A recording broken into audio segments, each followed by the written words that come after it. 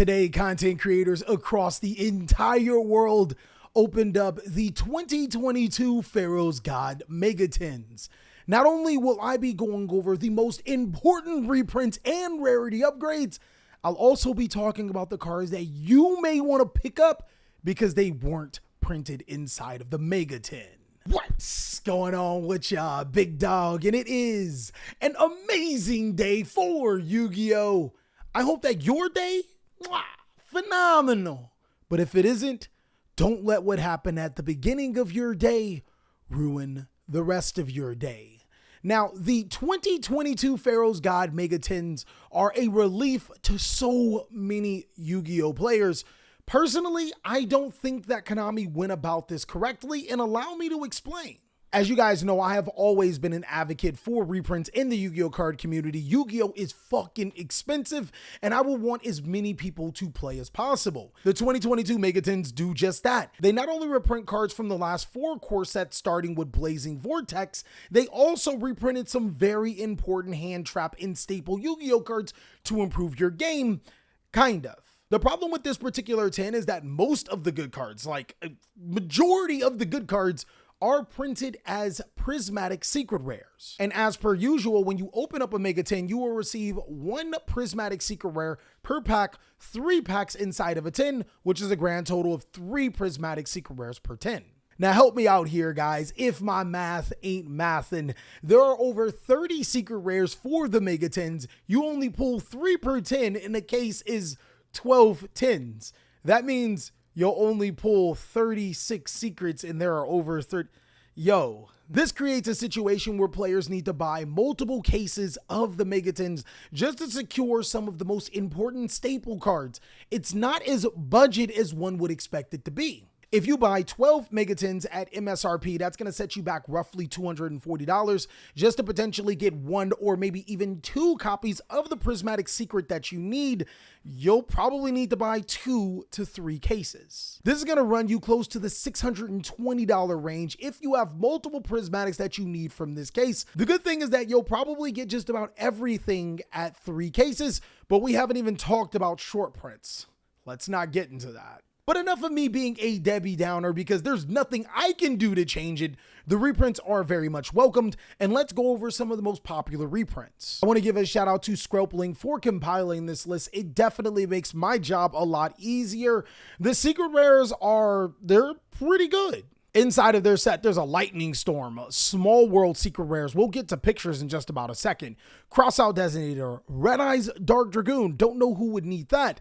Ash Blossom, Ghost Spell, Ghost Ogre, Lightning Storm, Forbidden Droplet. There is a lot to be thankful for in the reprint category. Just wish some of those were in ultra rare form, which would have helped a ton of Yu-Gi-Oh! Players. Of course, for people that want a full detailed list, I will be putting this list down below in the comment section as well as the description. But moving on into the ultra rares, this is where the set starts to get a little Inside of the ultra rares, we do get some very good reprints with Dimensional Shifter and Dark Ruler No More, as well as Nibiru the Primal Being. But other than that, do you want a DD Assault Carrier? I mean, guys, the card's fucking awesome, right? Like, DD Assault Carrier is, I don't even know what it does. It feels like with every great ultra rare, there are 2 really, really underwhelming ultra rares. Like Line of the Light Charmer is a really, really good ultra rare, but then you also get Dogmatica Genesis and Mimicking Maneater Bug. It's really weird. Scrap Raptor didn't need any help. It already had a super rare reprint. An ultra rare reprint is welcome, but then you get Breath of Acclamation and Abyss Keeper. Like, do we even know what these cards do? There are some pretty good upgrades in here, like Alvain Essence of Vanities and Machina Unclass Spayer, something that players that play rogue decks would be very privy to. And then there's also Donist. If you've seen my Master Duel series, you know Donist is the sauce. In case you guys didn't know, all of the Ghost Girls were reprinted. They hold out my girl Ghost Sister and Spooky Dogwood, but Ghost Reaper and Winter Cherries and Ghost Mourner also joined the super category. Fluunderee's Stree and Impin, as well as Fluunderee's Toucan somewhere right here being an ultra rare. Those are welcomed upgrades and obviously reprints. But pretty much after that, outside of Live Twin, Kisa Kill Frost, and Don Mari Ignister, there's no other great reprints or upgraded cards inside of this set, what makes it extremely top heavy and underwhelming. Now, the next thing I want to show you, big dog, is how the prismatic cards look. They look pretty good, but I'm going to skim through this because we have so much more to talk about. First, we have Ash Blossom and Joyous Spring. I'm going to give this a 4 out of 5 Squamadas. We'll probably get every other printing of Ash before an ultimate rare. Then there's Ghost Ogre in Snow Rabbit. I personally prefer the alternate art ultras over this one, but it's still a pretty good looking card. Ghost Belle in Haunted Mansion. I'm gonna give this one a 3 out of 5 Squamadas. I still think that the ultra rare alternate art is better than this if you already have the highest rarity. But if you don't, then these are some pretty good high rarity looking cards to get. Dimensional Shifter as an ultra rare, to be honest, I feel that this one personally looks better, mainly because of 3 years not being able to see D-Shifter, Shifty Boy in action. This might be a little bit better. The Burial of the Primal Being is an ultra rare, which we've already had. And then moving on, Pot of Prosperity into a secret rare. Prismatic Secret Rare. This is a card that I really think should have been an ultra rare to help push those 10s and help budget players get one of the important pot cards into their hands. Hopefully we get another reprint soon. Forbidden Droplet is almost laughable here, guys. I don't think that this card is going to get below $40. I don't think so. I just don't think it. Especially seeing that you're only going to pull like 1 to 2 per case. I don't see it, guys. Incredible Ecclesia looks pretty much the same. Destiny Herald Destroyer and Phoenix Enforcer looks the same. Diviner of Herald, I prefer the original secrets. Red Eyes Dark Dragoon is sitting here dragooning for the people that thought that Red Eyes Fusion was the problem. Lightning Storm does not look great in my opinion. I would rather play the Ultras and the Collector's Rares before I move to this, but it is what it is. This literally Small World looks the exact same. Crossout Designator looks worse in my opinion. Let me know what you guys think about these. But let's move on to the cards that are of the hour. The new cards, the imports, are going to be based around giving the Egyptian god cards a ton of power.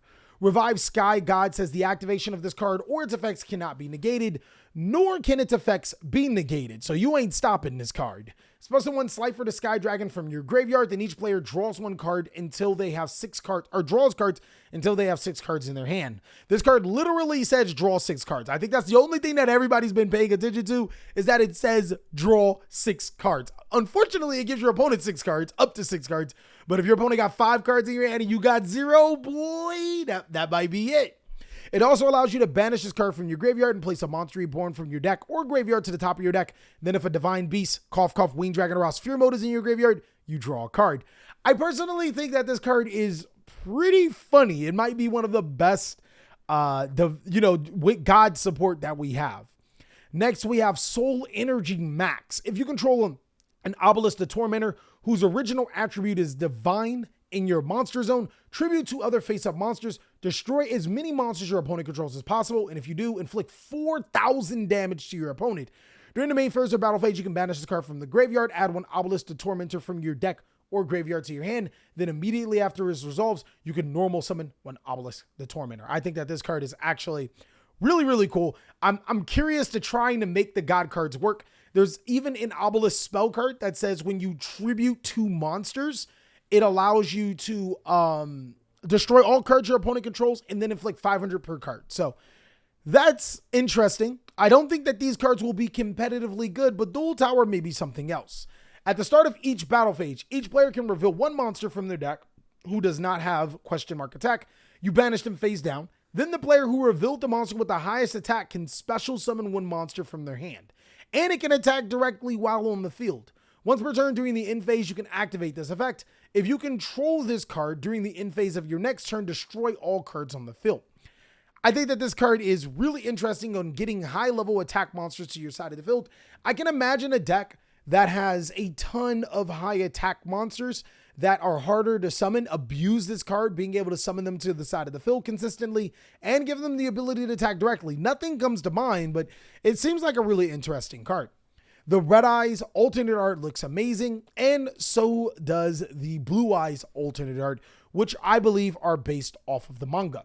Now, if we go back to here, there are some cards not printed. They'll all be on here. And to be honest with you, because there were so much, like we had 2 bad sets in a row. Dawn of Majesties was not amazing, and Blazing Vortex was complete doo-doo water. So there really wasn't nothing that wasn't reprinted that players really missed, except the Sword Soul cards were not reprinted. For the exception of Incredible Ecclesia, which is a great card for Sword Soul, nothing else was reprinted, and this is probably one of the best cards for Sword Soul. If you guys are not even for Sword Soul, for level 10 Synchro monsters, it's just good. If you guys are missing out on this card, you probably want to pick it up, as it is, again, a card that did not get bought. Also, Amazement Administrator Arlecchino. I know I told you guys to buy this card before it skyrockets the price a long time ago. This card I still think is a okay Yu-Gi-Oh card. So at $2 a pop, I would spend it. I would definitely pick some of these up because they did not get confirmed reprints. And then, of course, this is literally just Dama Mama. I don't think she's a great Yu-Gi-Oh card at this current time, but personally, if you guys want to ride the Dama Mama train and say she's the waifu of 2021, then go ahead. This is your time to pick up Dama Mamas because they did not get a confirmed reprint. But I think that is all that we have. I ain't gonna cap. It was really interesting to do a video like this because I normally don't do stuff like this, but let me know what you guys think. I actually had a plan on not doing a video today, but here we are. If you want to see more amazing content, go ahead and check out these videos, as I'll catch you on the next one.